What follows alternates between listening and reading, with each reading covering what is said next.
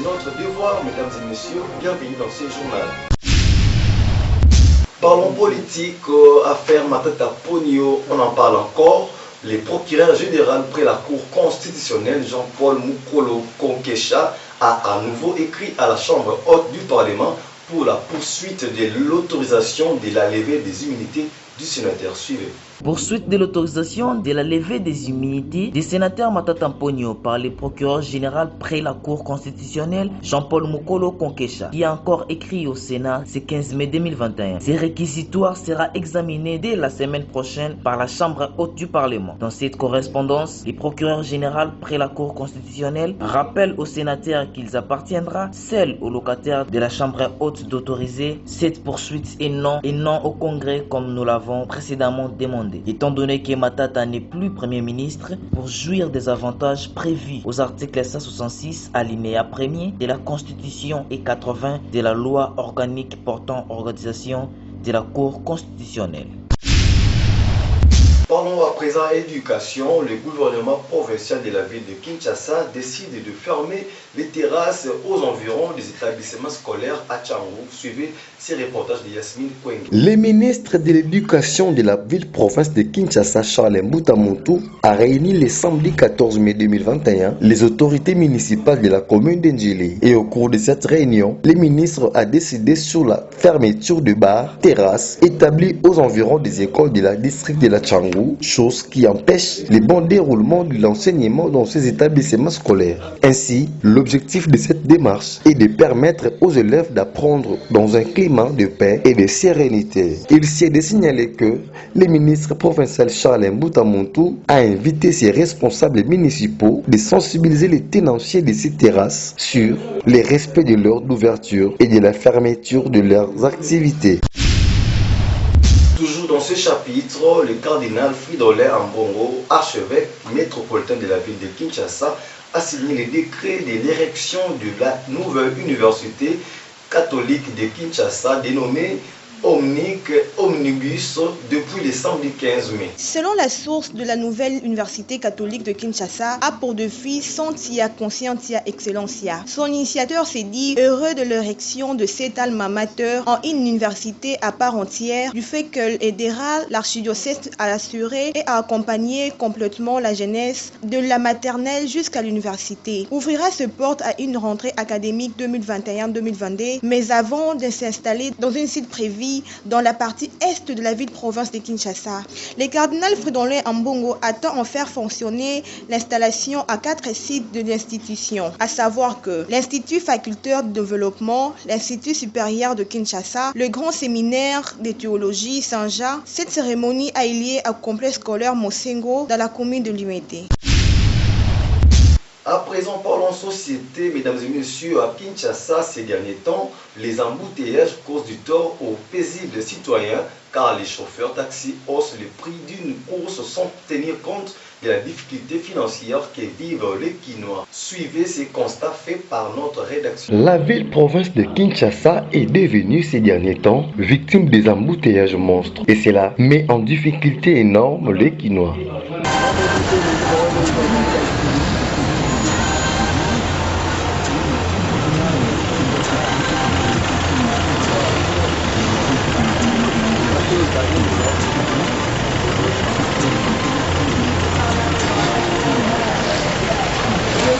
La population obligée de faire de longues distances à pied par manque de moyens suite à l'augmentation des prix des taxibus ou motos par les conducteurs sans être interpellés par les autorités de la ville. Cette situation met les Kinois dans un pétrin de malheur. Questionnés à ces sujets, les Kinois n'ont pas voulu s'exprimer car, disent-ils, ils sont abandonnés à leur triste sort par les autorités urbaines. Nous osons croire que les autorités de la ville trouveront sans doute une solution pour que la population se déplace aisément. Car, dit-on, gérer, se prévoir. Parlons toujours société, il s'est organisé ce mercredi dans la salle polyvalente de l'université de Mazenod une conférence débat sur les valeurs et les capacités du cardinal Malula. Suivez ces éléments de Timothée Nzingu et Elingoma. Je m'appelle Kata Mbaya Katatali. Je suis moniale bénédictine étudiante à l'université. Je fais le master en Le sujet de mon intervention ici, c'est la présentation de 5 premières contributions des mélanges de cardinal Malula. Ces contributions sont regroupées sous le titre de Cardinal Malula, un évêque fidèle à l'Afrique et à l'Église. J'ai lu ces contributions-là pour ressortir justement cette fidélité de notre archevêque.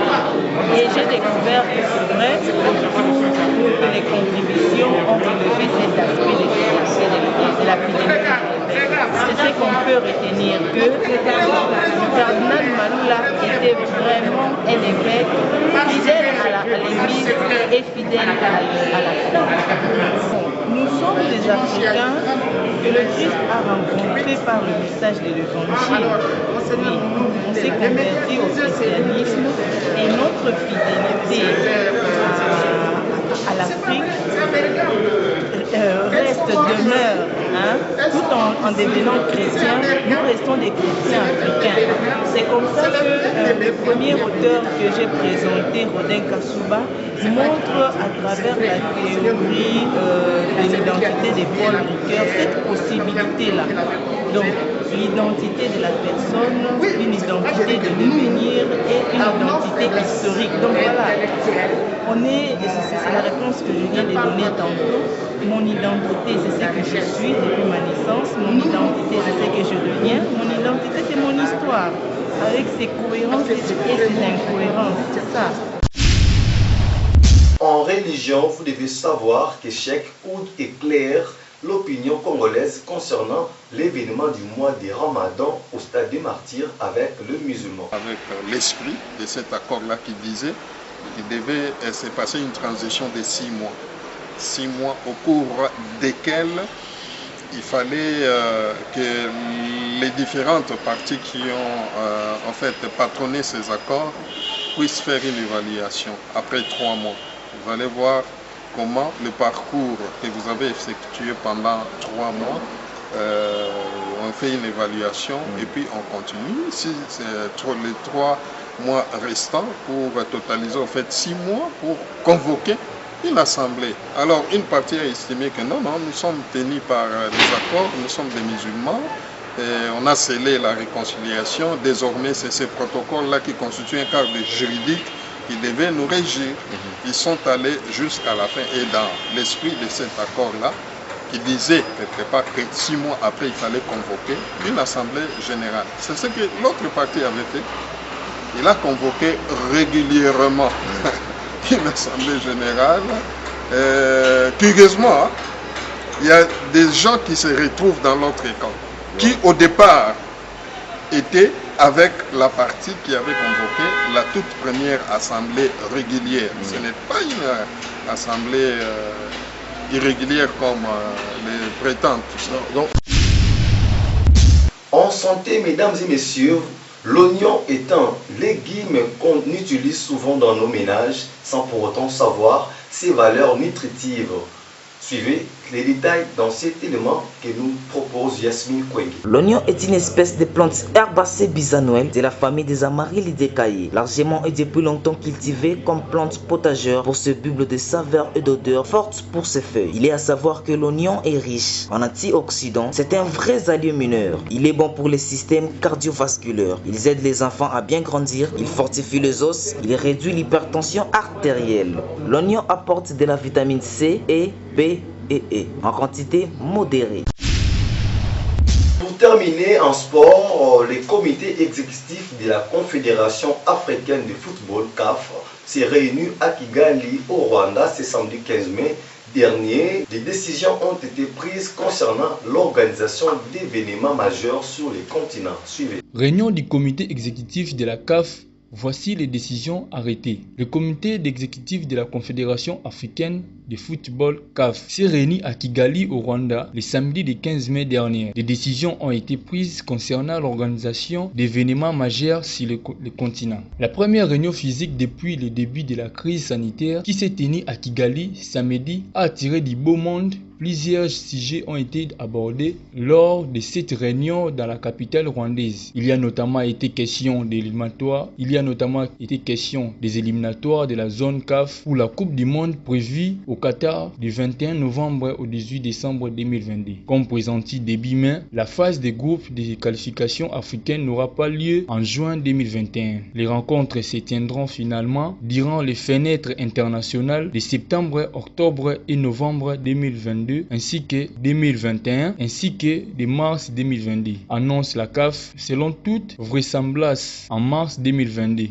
auront lieu les matchs de barrage. À l'issue desquels on connaîtra les 5 pays africains qui disputeront le mondial 2022. À présent, la page promotionnelle.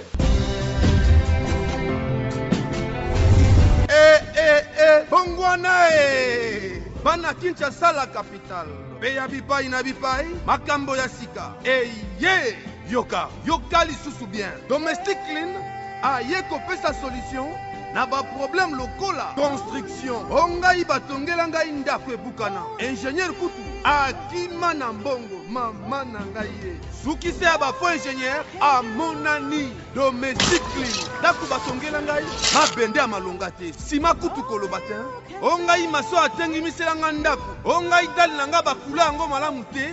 Dal etangaka tango nyonso. Tala ndeko solution domestic clean. Bona likambo ya construction yende domestic clean azali pe na service lokola électricité bâtiment mama na ngai ye.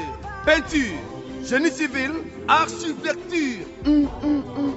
Domestic clean mosungi ya bana Congo yoka service ya transport pour na ba déplacement pe pour na ba déménagement na bino ba locataire solution ya ngoyo. Domestic clean aye kosilisa problème ya bangungi mpese kintekwa mbitiri pe pona komibatela na bokono ya ndenge na ndenge. Domestic clean abongiseli bino mobange na service ya désinfection, désinsectisation et dératisation mama na ngai corona asambwe na basali ba pro na ba pro ndeko mwana mama. Domestic clean abosani yo te mpona kolongola poubelle na yo na lopango. Abongisi service mobimba ya vidage poubelle ya kitoko nata lomoke nettoyage pe ezali yo. Domestic clean mosungi ya bana Congo yoka ndeko ata soki ozali na mbongo mingi te mpona kobanda misala na yo. Domestic clean azali brebo na korefinanse misala elingi koloba opesi ndambu ya mbongo. Domestic clean abandi misala ndambu ya mbongo oyo etikali okofuta malembe. Domestic clean batika yo. Adresse Kinshasa, avenue Siro numéro 748 750 na commune ya Gombe. Référence Galerie présidentielle. Lubumbashi, avenue Kilua numéro 8712 quartier Lit de Gaulle. Bushimai, avenue Inga numéro 119 commune ya Dibidi. Téléphone 089 65 85 762. Topo bengi lisusu na 081 19 14 189. Domestic clean musala kitoko.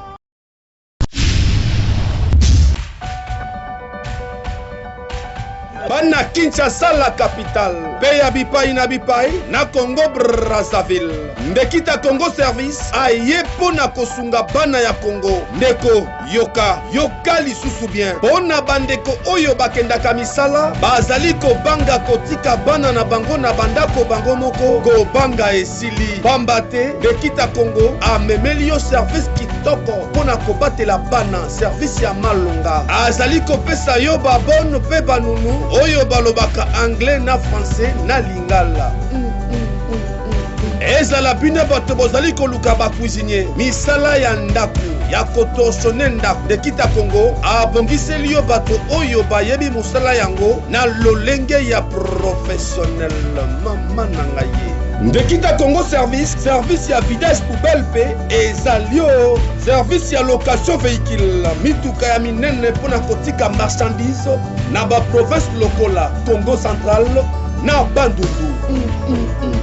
ndeko olingi otambola na voiture de luxe type Delix lokola Prado TX pe Prado TXL nyonso ezali na location na talo kitoko ba type climatisé 4x4 na balan crisel ndekita Congo service akoki pe kopesa yo ba garçon de chambre pona ba hotel na bino pe pona kobongisa ba chambre na bino kitoko na elengi nyonso mama na ngai ndekita Congo service abongisi pe ba service ya ba réceptionniste pona ba réception ya ba bureau na bino ya ba hotel na bino pe na ba activité nyonso ndekita Congo service akoki pe kopesa yo chauffeur simple chauffeur mécanicien pe bongo na bongo Ndekita Congo partenaire na yo ya ngai pe ya biso nyonso.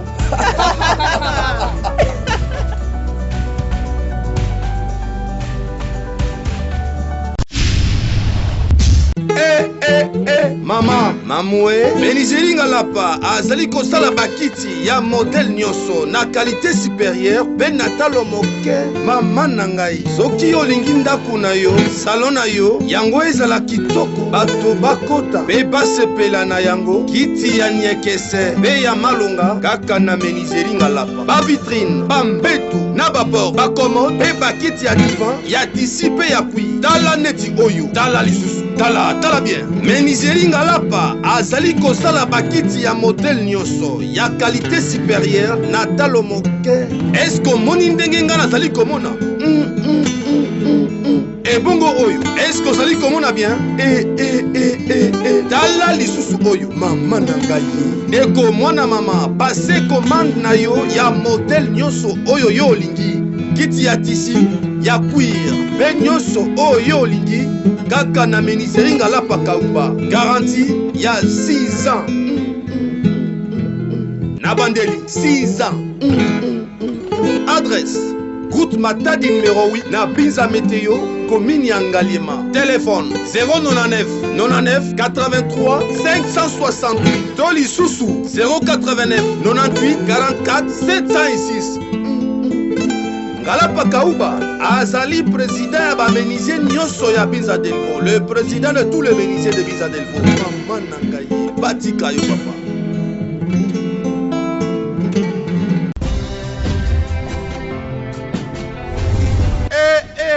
Bongwana bana Kinshasa la capitale. Beya bipai na bipai makambo ya sika. Ye yoka lisusu bien. Domestic clean aye kopesa solution na ba problème lokola construction ongai batongela ngai ndako ebukana ingénieur kutu akima na mbongo mama na ngai suki se ba fo ingénieur amonani domestic clean ndako batongela ngai mabende ya malonga te sima kutu koloba te ongai maso atengi misela nga ndako ongai dali na nga bakula yango malamu te dal etangaka tango nyonso tala ndeko solution domestic clean mpona likambo ya construction yende domestic clean azali pe na service lokola électricité bâtiment mama na ngai ye peinture génie civil architecture domestic clean mosungi ya bana Congo yoka service ya transport mpona ba déplacement pe mpona ba déménagement na bino balocataire solution ya ngoyo domestic clean aye kosilisa problème ya bangungi mpese kintetwa mbitiri pe mpona komibatela na bokono ya ndenge na ndenge domestic clean abongiseli bino mobange na service ya désinfection désinsectisation et dératisation mama na ngai corona asambwe na basali bapro na bapro ndeko mwana mama domestic clean abosani yo te mpona kolongola poubelle na yo na lopango abongisi service mobimba ya vidage poubelle ya kitoko na talo moke nettoyage mpe ezali o domestic clean mosungi ya bana Congo yoka ndeko ata soki ozali na mbongo mingi te mpona kobanda misala na yo domestic clean azali bre mpona korefinanse misala elingi koloba opesi ndambu ya mbongo domestic clean abandi misala ndambu ya mbongo oyo etikali okofuta malembe domestic clean batika yo adresse Kinshasa avenue Isiro numéro 748 750 na commune ya Gombe référence galerie présidentielle. Lubumbashi, avenue Kiloua, numéro 8712. Quartier Lit de Gaulle, Bushimai, avenue Inga numéro 119, commune Yadibidi.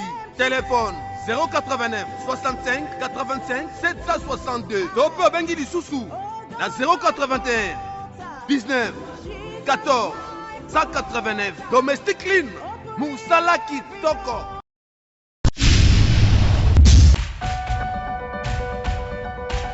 Bana Kinshasa la capitale, Peya Bipai na Bipai, na Congo Brazzaville. Ndekita Congo Service, aye pona kosunga bana ya Congo. Ndeko, yoka lisusu bien. Pona bandeko oyo bakendaka misala, bazali ko banga kotika bana na bango na bandako bango moko, ko banga esili. Pambate, Ndekita Congo, amemeli yo service kitoko, pona kobatela bana, service ya malunga. Azali ko pesa yo babon pe banunu, oyo balobaka anglais na français na lingala. Ezala bina bato bozali koluka ba cuisinier misala ya ndaku ya kotoshone ndaku. Ndekita Congo abongiseli yo bato oyo bayebi musala yango na lolenge ya professionnel. Mama na ngai Ndekita Congo service ya vidage poubelle pe ezali yo. Service ya location véhicule mituka ya minene pona kotika marchandise na ba province lokola Congo central na Bandundu. Ndeko olingi otambola na voiture de luxe, type de luxe, lokola Prado TX, be Prado TXL, nyoso ezali na location na talo kitoko, ba jeep climatisé 4x4 na balantrizer. Ndekita Congo service akokipe kopesa yo ba garçon de chambre pona ba hotel na bino pe pona kobongisa ba chambre na bino kitoko na elengi nyonso. Mama na ngai Ndekita Congo service abongisi pe ba service ya ba réceptionniste pona ba réception ya ba bureau na bino ya ba hotel na bino pe na ba activité nyonso. Ndekita Congo service akokipe kopesa yo chauffeur simple, chauffeur mécanicien pe bongo na bongo. Ndekita Congo, partenaire na yo, yangai, pe ya biso nyonso.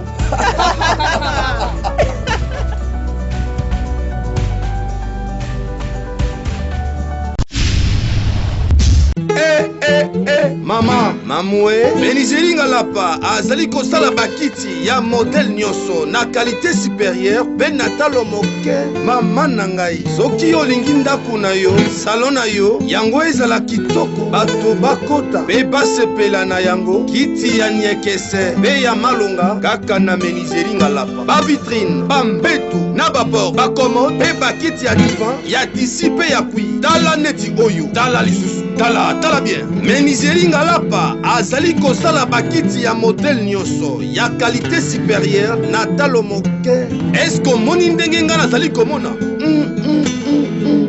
Ebongo oyo, esko ozali komona bien? Tala lisusu oyo, mama na ngai.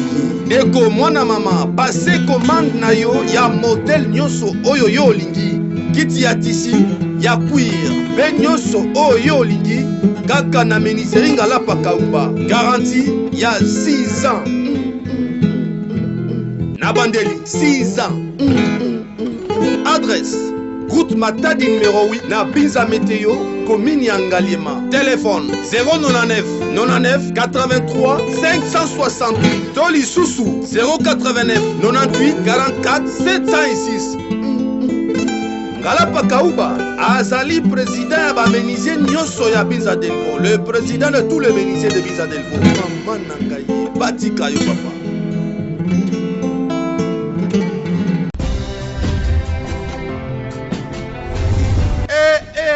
Bongwana bana Kinshasa la capitale. Peya bipai na bipai, makambo ya sika. Ye, yoka lisusu bien. Domestic clean. Aye kopesa solution na ba problème lokola construction. Ongai batongela ngai ndako ebukana. Ingénieur kutu akima na mbongo mama na ngai. Suki se ba fo ingénieur amonani domestic clean. Ndako batongela ngai mabende ya malonga te. Sima kutu koloba te. Ongai maso atengi misela nga ndako. Ongai dal nanga bakula yango malamu te.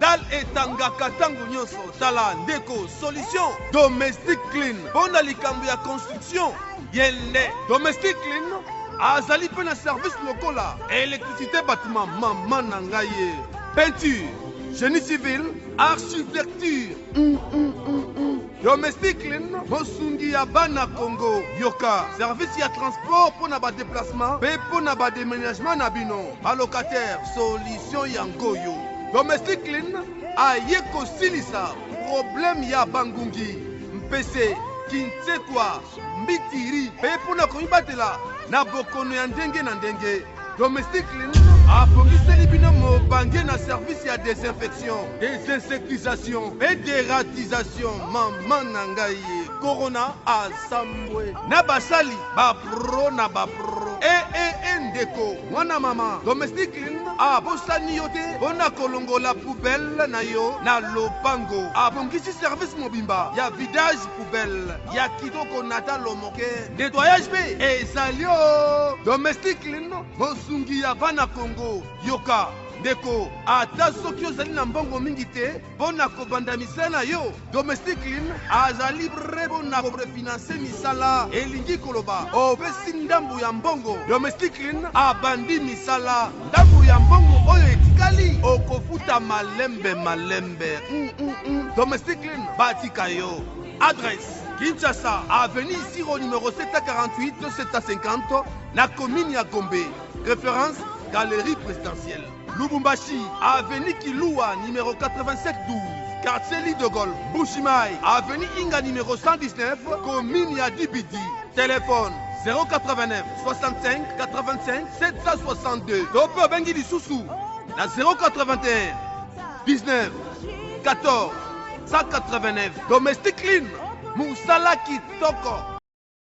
Ce journal est complètement fini, mesdames et messieurs. Merci de l'avoir suivi. Au revoir et à la prochaine.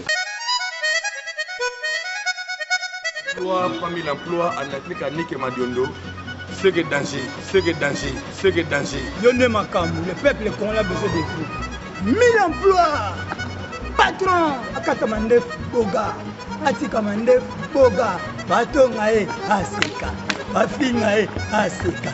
Batongae, Aseka. 1000 emplois, Mtambongo, patron. Patron, on a clé Kanik 1000 emplois. Kabarasamba Sengae, Tala niveau Bilamba. Grand prêtre 1000 emplois, Tala niveau Bilamba, Tani à Latingae. À Latingae, yo-yo. Les léopards de la SAP, sapeurs mariés, les leaders des léopards. Derrière grand prêtre 1000 emplois, 1000 emplois. Patron, patron, patron. Ce qui est danger, ce qui est danger.